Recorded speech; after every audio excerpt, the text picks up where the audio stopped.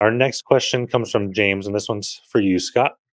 James says, I'm deathly afraid of the upcoming presidential election and people not accepting whomever is elected. Why should I just not pull all of my money out? James, thanks for the question. Over the past 100 years, there's always been a reason to not be investing in the market, whether it's a war, COVID, presidential election cycles, congressional election cycles. There's always a reason to not be an investor. And the beginning of last year is a great example. There was a lot of concerns, a lot of questions.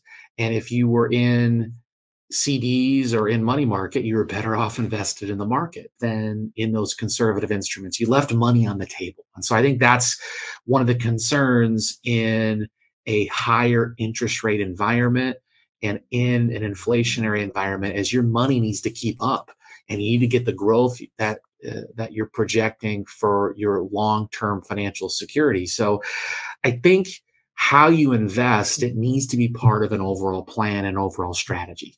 There are environments where it makes sense to reduce risk, to add more money on the sidelines, to add more dry powder for when there are opportunities, but it's got to be part of a comprehensive strategy. It can't be emotional, it can't be a gut feeling, it can't be, oh, I'm worried about what's going to happen in the market and the economy. The facts and the data show that election years are typically great years for the market. There's a lot of technical reasons why investing right now in the broader market makes a lot of sense.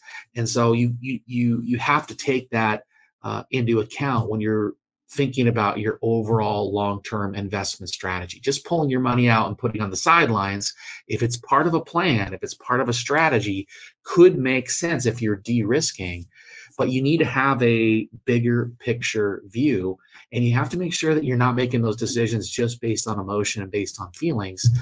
It should be based on some technical, tactical, and part of your bigger picture and bigger plan. So as far as the election and people not accepting it, without a doubt, that's going to happen. And I think it's something you have to continue to monitor day to day. There can be bigger risks that we haven't foreseen to the market and to the economy.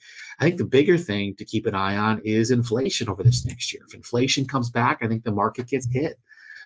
Keep an eye on inflation, keep an eye on what the Fed is doing. Presidential election cycles do matter, but often they can be positive going into that presidential election year.